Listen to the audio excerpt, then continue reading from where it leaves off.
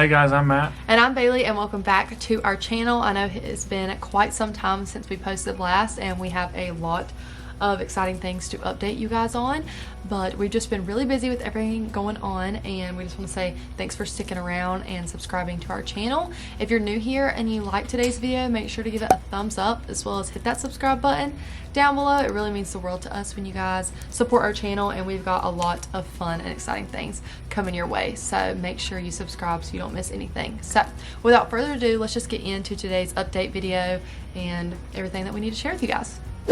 Alright guys, so I made a list of all the things we kind of wanted to discuss in this video, and the first thing we wanted to discuss was kind of the outcome of the Microtese surgery and how that went, Matt's recovery, because I think that was like the last video we filmed. So first thing we do want to share is a praise report, and that is that Matt is cancer free. Well, you never had cancer. Never had cancer. He never had cancer, so basically he doesn't have cancer. Yeah, I have no cancer. There's no cancer. That mass is just, I guess, a mass at this point. We do have a follow-up appointment in September in 3 months, just to make sure that it's not turning into cancer or has evolved into cancer, because he does still have some pre-cancer cells present. Just gonna monitor it. Yeah, monitor it and just kind of keep an update. So I'm sure we'll go back in 3 months. Hopefully, by the grace of God, it will still not be cancer, and we'll have follow-ups every 6 months probably, or something like that after that. So, no cancer. Woohoo! That was like a major big thing last time, and we're so grateful. It was one of the most stressful weeks of our lives, thinking he might have cancer, but we're so grateful to be able to say that he doesn't. So. Yeah, the anticipation was overwhelming. Yeah, definitely up and down all week long. It was a very emotional week. Yeah. I mean, it was very, very hard. Probably the hardest week of my life so far. Like, just being in the not knowing, and wondering what our life was going to look like if he did have cancer. So we are so grateful and so blessed that it's not cancer. As far as surgery and recovery goes, Matt, do you want to kind of talk about that and how your recovery is going? I mean, I'm good now. I think I'm pretty much back. I haven't really tried to lift anything super heavy, but I've done a lot of physical stuff, a lot of physical activities, and gardened, golfed. Yeah, so I would say nothing's really, as of right now, affected me. Would you say you're like 100% back to normal by now? I mean, I probably wouldn't say 100%, just because I haven't really, I guess, tested it to the limits yet. But I would say just overall, the feeling, I would say I'm doing pretty good. There's every now and then I get a little bit of uncomfortable. It's mainly when he's like wearing clothes and it's really tight, or like it pinches or pulls on something. There's some discomfort there, but that's about it, really. I would say within like a month you were pretty much back to where you are now, because it's been 2 months now. No, only 1 month.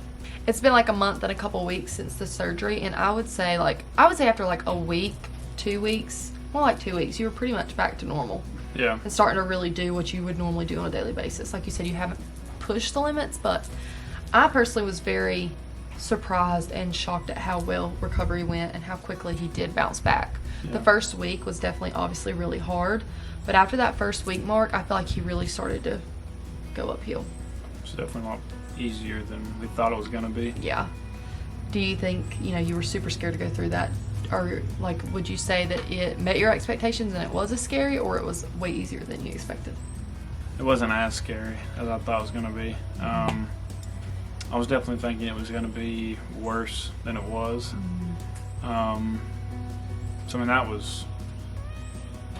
made me feel better, I guess, after surgery and after I was off the pain meds and stuff.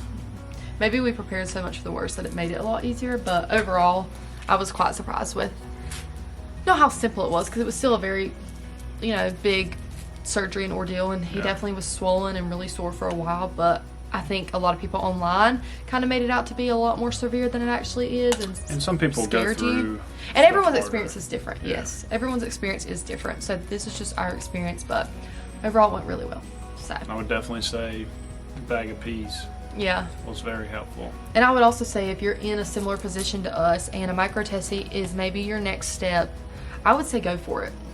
I wouldn't because at one point we were like, we just don't know if we want to go through that because of the side effects or the pain, and like we just don't know if that's what we want to do. We would say go for it regardless of the outcome. I think you owe it to yourself to do it, and if you prepare enough and have what you need and have a really good doctor, it should go a lot smoother than probably you believe it will. So if you're in our shoes, I say go for the Microtese, give it all you got, you know, meet infertility head on and just do what you can. Yeah.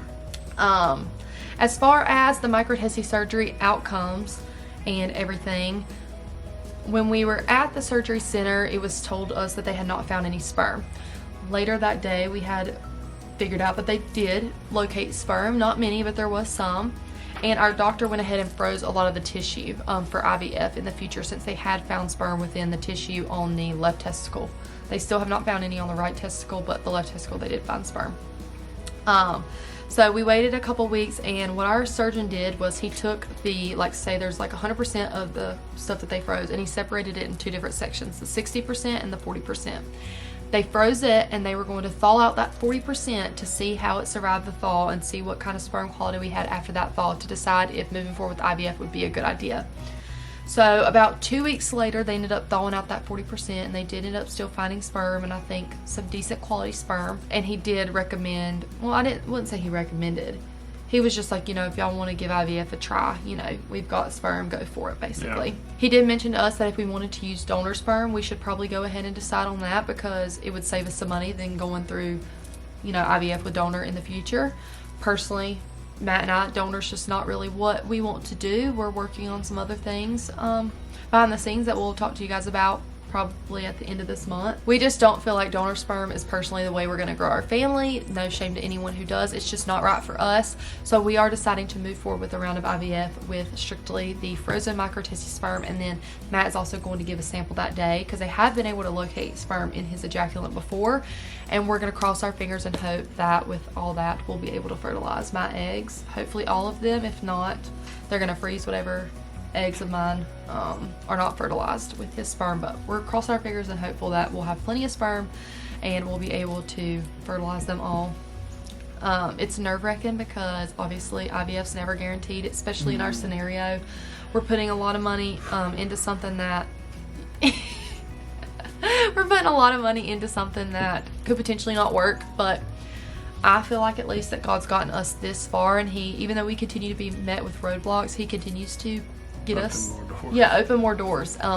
So we're just walking through them. You know, we felt like God was calling us to at least give IVF a go, and if it doesn't work, we'll know that we're not meant to be biological parents to someone, but we will know that our parenthood journey is moving in a different direction, and we can be confident in saying that and really close that door and feel really good about it. Yeah. And then if it does work, even better, you know. So I'm super excited. How are you feeling about that? I'm excited too. Obviously, like she just said, there has been a lot of no's, but there also has been stuff that has kind of been laid out there for us. Our dogs are barking if you hear that, sorry. Just laid out there for us, and it continues to kind of push us more forward with going through IVF and stuff like that. And I definitely think whatever the outcome may be, if it works or doesn't, like she said, it's just not, we're not meant to be. Which there's nothing wrong with that at all. That's sometimes people are placed on this earth to do other things, and be other things, and that could be God's plan for both of us to not be biological parents, but parents to somebody that may need some. Yeah, and we're feeling very good about that, I think, going into this. And obviously if it doesn't work, it will suck for a second, but I think we're excited to move forward and be parents regardless anyway at this point. So yeah, we are going to be moving forward with IVF. I did kind of want to touch on that and that process and what that's kind of looking like, and we are going to be vlogging more in real time IVF and not just sit down videos. I want to like vlog us, you know, starting the medication, all that different stuff, and more of a vlog style for that process if we can. If not, you've yawned like 500 times in this video. 3. If not, we'll do a sit down, but hopefully we'll be able to kind of vlog more in real time, because I do want to share that experience of going through IVF with you guys. But I did go and get cleared to start our IVF cycle Thursday, or I'm supposed to be getting our medication on, well, my medication on Wednesday, and then on Thursday I start wearing an estrogen patch, and I wear that until I start my period. And then the day after I start my period, I go in for an ultrasound and like base labs, and then take off the patch that afternoon. And then the next day on the 22nd, I believe, this is all based on like exactly when I start my period. If it moves, we'll have to shift things around. But that 2 days after my period starts is when I start the stems, which are the shots. Matt's gonna be giving them to me. He's super excited about that. And then moving from there, I will have ultrasound and labs to monitor how my body's responding to that, to kind of base when I'll have my egg retrieval. But based on their predictions, my egg retrieval will be either August 1st or August 2nd, which August 1st is our anniversary, so that would be pretty cool. Really cool if it was that. Had it on that day. And yeah, so once we have that egg retrieval, they will do their best to fertilize all of my eggs with Matt's sperm, and then we'll kind of see from there if we end up getting any embryos. We could get 5 embryos, we could get 0. We'll just wait and see, and we'll pray that God will give us whatever he sees fit, and that his will be done during that scenario. Whatever God's plan is, Yeah. and whatever's meant to be. We can't do anything. We I can't guess control it. we can't control it. We can't do anything to make a difference. So, whatever he's got in store for us and laid out there in front of us is what we're going to do. And we're only going to probably, I know a lot of people go through multiple rounds of IVF. We're only going to be doing 1 round of IVF, probably just because with our scenario, it just doesn't make sense to go through more. If this one doesn't work, the chances of others working are very unlikely, and we'll just be closing this chapter and moving forward into other ways and things like that, which is exciting in itself. So either way, we've got some exciting things coming up. We can't wait to take you guys along, and I think that's just about all the updates. Do you have anything, Pam? No. I do think I would like to do like a Q&A here soon, like an updated Q&A, Yeah. asking questions about our infertility journey. Maybe, I don't know if we should wait until after we go through IVF, maybe, but hopefully something like that here soon. We can do one now and then. After IVF. Yeah. And But they can ask us questions now, and then after IVF, after we shared everything with it, then at that point we can do another Q&A, and maybe the questions y'all ask might change our answers. Something like that. We do want to try to post a little bit more frequently on here, at least.